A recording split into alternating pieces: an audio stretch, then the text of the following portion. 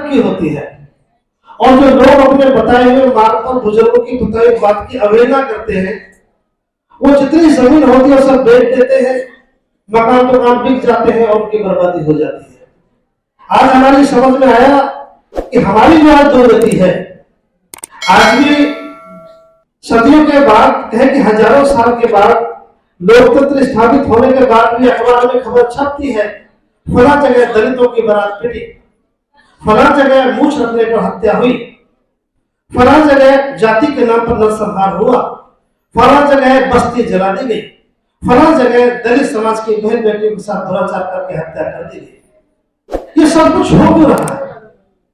आज हम समझ पाए ये इसलिए हो रहा है कि जो हमारे बुजुर्ग, हमारे पुरखे, हमारे महापुरुषों ने हमसे कहा, उनकी हमने सरेआम अवहेलना की। उनकी अवहेलना का परिणाम है कि आज पूरी दुर्दशा को हम पूरी आंखों से देख रहे हैं। जो कुछ संत रविदास ने कहा, जाति से समूल विनाश की बात कही, हम आज तक जाति को साथ लिए हुए हैं। जो कुछ बाबा साहब अम्बेडकर हमें निदान के लिए महाकाल बुद्ध के पास ले गए, हम उनकी बात को नहीं मान रहे। आज आपसे अनुरोध है, बजाय हमें किसी और को दोष देने के, बाबा साहब अम्बेडकर सबका बंदोबस्त करके हमें बताएगा कि कौन कौन सी प्रॉब्लम थी। ये बात हम लगातार बताते चले आ रहे हैं। जो बुद्ध ने कहा, जो संत रविदास ने कहा, जो बाबा साहब अम्बेडकर ने कहा, आधुनिक भारत में जो माननीय काशीराम साहब ने कहा, हम सब की महापुरुषों की बात बता रहे हैं, हम सब जानकारियां दे रहे हैं, अनुपालन हमारे पास नहीं है। इसलिए आज का जो सबसे बड़ी प्रॉब्लम है वो ये है कि हम बड़े पैमाने पर अपने महापुरुषों की अवहेलना कर रहे हैं। बस एक बात बताकर मैं अपनी बात समाप्त करने जा रहा हूं। सम्मानित लोगों, इस पूरे भारत में मुसलमान समाज रहता है, उसका अपना व्यवस्था है, उसका धर्म का प्रमुख है, उनका मार्गदर्शक है, उनकी मस्जिदें हैं। उस समाज की पहचान है, उसके साथ कोई घटना नहीं घटती। जो वो मुस्लिम समाज का एक आदमी है, उसके पास अपनी धार्मिकता है। इस देश में ईसाई भाई लोग रहते हैं, ईसाई समाज के पास अपने चर्च है, अपना फादर है, अपनी व्यवस्था है, ईसाई एक समाज है, उनके साथ इनमें से कोई समस्या नहीं है। इस देश में मामूली सा सिख समाज रहता है, उसके पास अपनी मजहबी व्यवस्था है, उसके पास अपना धर्म ग्रंथ है, उनके पास गुरुद्वारे हैं, उसके साथ कोई घटना नहीं होती। इस देश में हिंदू भी रहता है, उसके अपने मंदिर हैं, अपने धर्म शास्त्र है, हिफाजत से रहता है, उसके साथ कोई घटना नहीं घटती। यह घटना आप ही के साथ क्यों घटती है? इसका एक ही कारण है, हम जहां हैं वो हमारी व्यवस्था नहीं, जो अपनी है उसका पता नहीं। और जिस समाज की अपनी व्यवस्था खत्म हो जाती है, जिस समाज की व्यवस्था दूर हो जाती है, उसकी दुर्दशा होना स्वाभाविक बात है। और इसका कोई निदान करने वाला नहीं है। अगर इसका निदान देश के सांसद करते तो लगभग 67 साल से हमारे पास सांसद हैं। इसका निदान पढ़े लिखे लोग, IAS PCS लोग करते, जज करते, कलेक्टर करता, थानेदार और सिपाही करते, तो लाखों की संख्या में हमारे पास ये लोग हैं। इसका निदान बहुत पहले हो जाता। इसका निदान फिर किसके पास है? हमारे पास देश में कलेक्टर है, DM है, SP है, जज है, सिपाही है, सिपाही से लेकर कप्तान तक है। हमारे पास चतुर्थ श्रेणी का जो सरपंच से लेकर के मुख्यमंत्री है, सांसद है, गवर्नर है, राष्ट्रपति है। इस सबके बाद भी रोजाना खबर क्यों छपती है? आइए, हमारे पास नहीं है तो हमारी व्यवस्था नहीं है। जिस तरह इस्लाम के लोगों के पास व्यवस्था है, जिस तरह ईसाइयों के पास अपनी व्यवस्था है, जिस तरह सिखों के पास अपनी व्यवस्था है, और आज भारत की और आपको मैं सुनाने जा रहा हूं, जिस तरह आज हमारी बहुत अरसे से दुर्दशा हो रही है, इसका एक ही कारण है, हमने बाबा साहब अम्बेडकर की अवहेलना की तो हमारा यह हाल हुआ। हमने तथागत बुद्ध की अवहेलना की तो हमारा यह हाल हुआ। आधुनिक भारत में संतों की कई बात की अवहेलना की तो हमारा यह हाल हुआ। ठीक उसी तरह हुआ जैसे एक बुजुर्ग दुनिया से विदा होता है, उसकी संतान जब बाप नहीं मानती तो परिवार तबाह हो जाता है। और आज भारत की धरती पर दोबारा से इतिहास करवट बदल रहा है। वक्त ने फिर एक बार करवट बदली है, क्या सच आपको दोहरा रहा है। बाबा साहब अम्बेडकर के बाद भारत की धरती पर श्याम काशीराम का आगमन हुआ। उनके त्याग और संघर्ष से देश का निजाम बदला। देखते ही देखते रंग से राजा, राजा से रंग, जो बहुत गरीब आदमी थे वो देश में हुक्मरान बने। और आज उनके जाने के बाद फिर दोबारा एक बार इतिहास ने करवट बदली है। जो बात बाबा साहब अम्बेडकर ने आगरा में कही, उस बात का बहुत अच्छा से अनुपालन करते हुए ये दो ही बात बाबा साहब अम्बेडकर ने आगरा में कही, दोनों का दृष्टांत करते हुए मैं अपनी बात को आपके सामने रख रहा हूं। पहले तो ये कहा कि मैं काम बड़ी मुश्किल से यहाँ तक लेकर आया हूँ, इसमें मेरा परिवार, मेरे बच्चे, मेरा सुख, सब कुछ इसमें चला गया। हो सके तो इस कारवा को आगे जाने देना। ये बात बहुत लोगों ने अपने भाषणों में कही, गायकों ने गीत में गाई, लेकिन इस बात को पहली बार देश में समझने का काम किया तो माननीय काशीराम साहब ने किया और उस देश का निजाम बदला। ये पहला उदाहरण आपके सामने। लेकिन आज दोबारा फिर एक बार वक्त की मांग और इतिहास ने करवट बदली है। बाबा साहब अम्बेडकर का वो कारवा जो बहुत पहले इस देश में शुरू हो जाना चाहिए था, आज भारत की धरती पे इस बात को समझने के लिए हमारे बीच में श्रद्धेय भिक्षु डॉक्टर प्रणव सिंह राव जी का उदय हुआ। और हम कह सकते हैं, हम गर्व के साथ कह सकते हैं कि जैसे इस्लामों के पास अपनी व्यवस्था है, उनका धर्म का प्रमुख है, उनके पास कुरान है, ऐसे हम कह सकते हैं कि आज के देश में हम बड़े गौरवशाली हैं। बाबा साहब का लिखा हुआ बुद्ध और धम्म हमारे पास है और उसके संचालन के लिए भक्ति प्रणव सिंह राव जी का नेतृत्व हमारे पास है। ये भारत की धरती पर दोबारा नेतृत्व का उदय हो रहा है। आज पूरे भारत में एक धर्म की क्रांति दोबारा उदय हो रही है। आज जो आपने सत्य बंदे जी को बुलाया और भी सम्मानित भिक्षु आपके बीच में मौजूद हैं, इस काम को कोई बड़े राजनेता नहीं कर सकते थे, लेकिन इससे प्रतीत होता है कि देश को बुद्ध धर्म की जरूरत है, एक अच्छे मार्गदर्शक की जरूरत है, व्यवस्था की जरूरत है। आज संपूर्ण भारतवर्ष में धर्म की चर्चा होने लगी है, भिक्षुओं की आवश्यकता महसूस होने लगी है। लोग एक मार्गदर्शक के रूप में भिक्षुओं को देख रहे हैं और हमें गर्व है कि आज भारत की धरती पर पदों को भी अपना नेतृत्व मिल गया है। देश के 22 राज्यों में जो भक्ति जी लगातार दौरा कर रहे हैं, व्यवस्था खड़ी कर रहे हैं, उससे प्रतीत होता है कि अब बौद्धों को भी अपना एक मार्गदर्शक मिल गया है।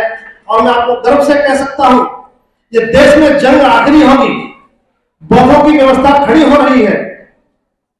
इसके बाद निर्णायक दौर में हम प्रवेश करेंगे।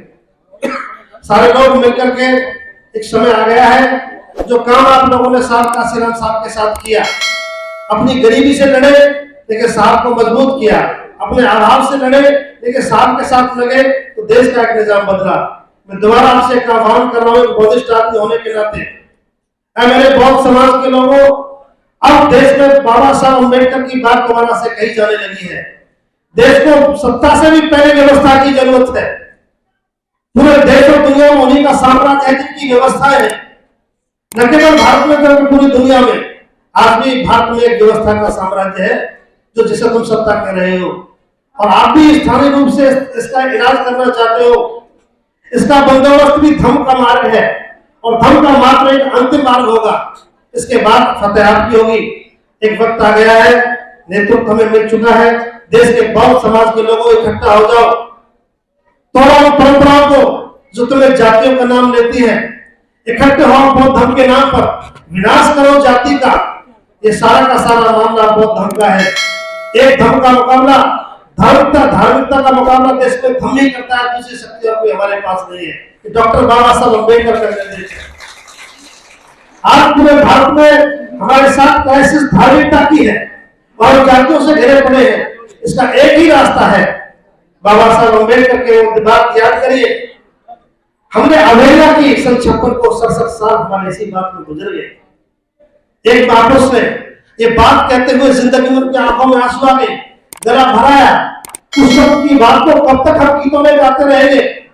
एक महापुरुष 56 में बात कहते कहते गला भराया, ये कहा आगरा में कि मेरी जिंदगी इसमें लग गई, मेरी संतान इसमें लग गई, मेरा परिवार इसमें चला गया, जिंदगी का सुख इसमें चला गया।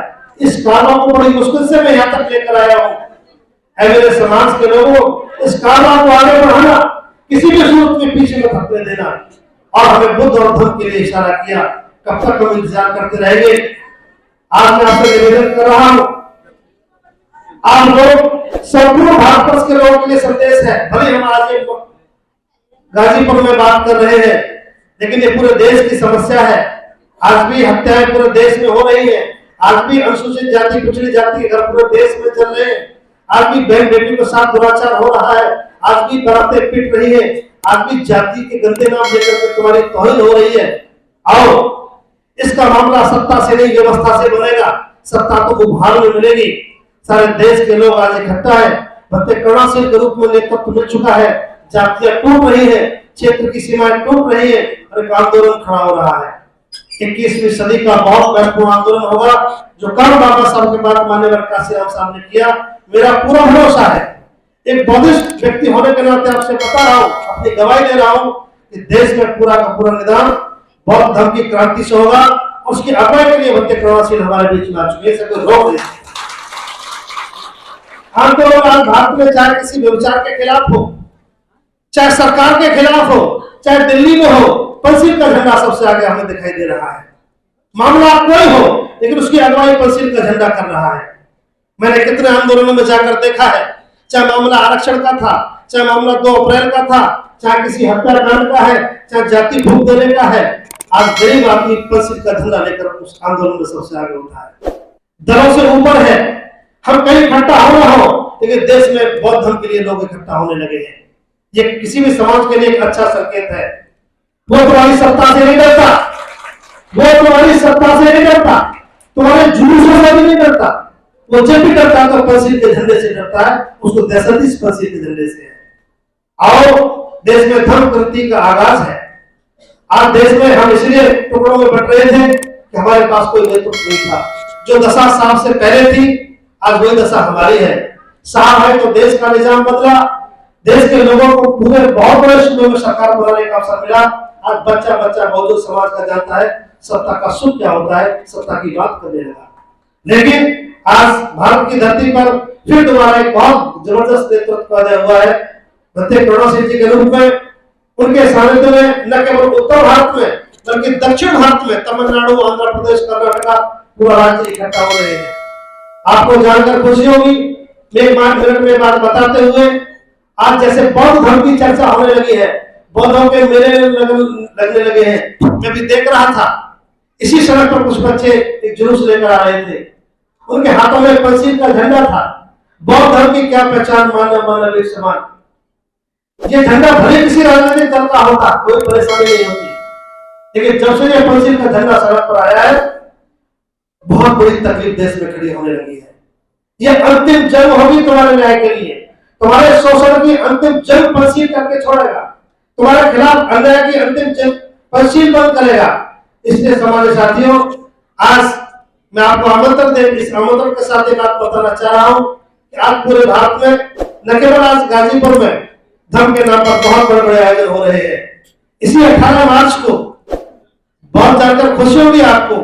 इसी 18 मार्च को, जिस दिन बाबा साहब अम्बेडकर 1956 में आगरा आए थे, आज 18 मार्च को लेकर के पूरा देश आगरा पहुंचता है।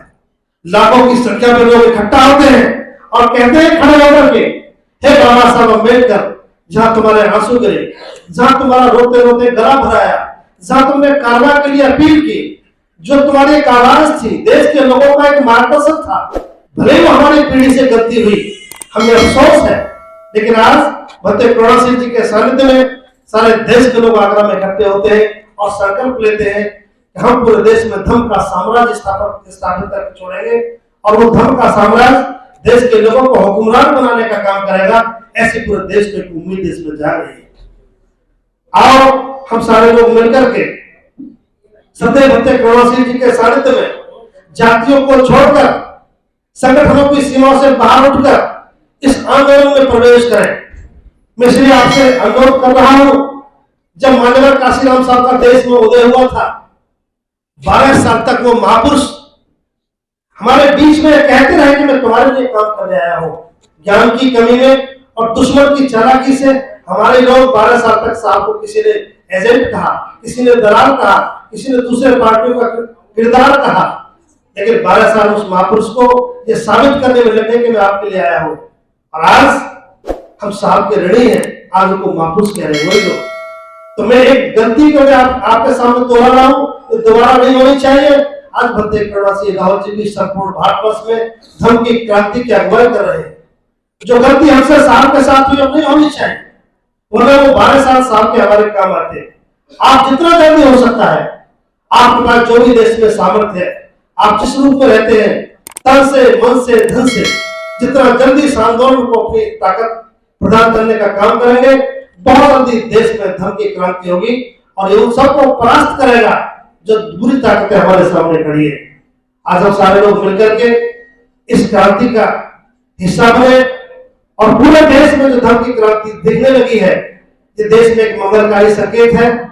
ये उत्तर प्रदेश में पूर्वांचल का हिस्सा जो अपने आप में बड़ा फर्टाइल है, आपका योगदान पूरा उत्तर प्रदेश जानता है। मैं भी पश्चिमी उत्तर प्रदेश से हूँ, हम जानते हैं तुम कितना अच्छा काम करते हो। आपने साहब के जमाने में भी यहाँ बहुत समाज के काम करने में बहुत बड़ा काम किया है। हम चाहते हैं कि भक्ति करुणा सिंह जी को आपने यहाँ आमंत्रण दे करके, भक्ति जी को यहाँ बुला करके आपने निश्चित रूप से उस समय को याद दिला दिया जो साहब का जमाना था। रोज रोज महापुरुष इस धरती पर नहीं आते, बहुत समय के बाद आगमन होता है। आइए बहुत समाज के लोग और मेरे समाज की बहन बेटियों, आप पूरे तन मन के साथ इस क्रांति में आगे बढ़ो और धर्म की क्रांति में जो योगदान आपका हो सकता है, परिवार का, बच्चों का, जैसे भी आप इसमें आंदोलन में कर सकते हैं। जैसे आज आपको यह बुलाया, इसी बड़ी क्रांति के साथ आप लोग इसमें जुटे, तो हम कह सकते हैं कि बहुत ही जल्दी बाबा साहब अम्बेडकर व्यवस्था निर्माण का कार्य फिर हम जातियों से नहीं जाने जाएंगे, फिर कहेंगे ये तो बहुत समाज के लोग हैं। आज भी जो सड़क से गुजर रहा होगा, आपके पंसिल के झंडे को देखकर कहेगा कि ये अनुसूचित जाति का नहीं, पिछड़ी जाति का नहीं, देखकर कहेगा ये तो बहुत समाज का कार्यक्रम है। या तो भिक्षु बैठे हैं, या तो पंसिल के झंडे लगे हैं। तो आइए मेरे बहुत समाज के लोगों, आज मैं आपसे अपील कर रहा हूं, देश में धर्म की क्रांति का आगाज हो चुका है। ये वो अवसर है जब आप लोग भी भिक्षु के महत्व को समझने लगे हैं। ये स्थायी परिवर्तन है। धर्म ही है जो हमेशा के लिए आपके व्यभिचार को रोकेगा। ये धर्म ही है जो आपके शोषण पर विराम लगाएगा। ये धर्म ही है जो आपको जातियों के अत्याचार से रोकेगा। ये धर्म ही है बाबा साहब अम्बेडकर का सुंदर उपहार जो आपकी धार्मिक आजादी का वाहक बनेगा। हम सब मिलकर के इस क्रांति में अपना योगदान दें और मुझे पूरा भरोसा है भक्ति करुणा सिंह जी के मार्गदर्शन में देश में धर्म की क्रांति होती रहेगी और वो व्यवस्था परास्त होती रहेगी। झूठी व्यवस्था है, इसका और कोई दूसरा नहीं। हमें बाबा साहब अम्बेडकर पर भरोसा करना चाहिए, हमें बुद्ध पर अटूट विश्वास करना चाहिए और इसका दूसरा कोई निदान नहीं हो सकता। तो आज आप गाजीपुर के सम्मानित लोगों ने इस सुंदर कार्यक्रम में धर्म का मार्ग देकर के भिक्षु संघ को बुला करके भिक्षु संघ के द्वारा समाज का मार्गदर्शन करा करके जो सुंदर निर्णय लिया है, हम अपील करते हैं देश में ये काम जगह जगह होने चाहिए ताकि धर्म की क्रांति पूरे देश को मिले। आप लोगों ने यहाँ आने का अवसर दिया, आप सभी को धन्यवाद।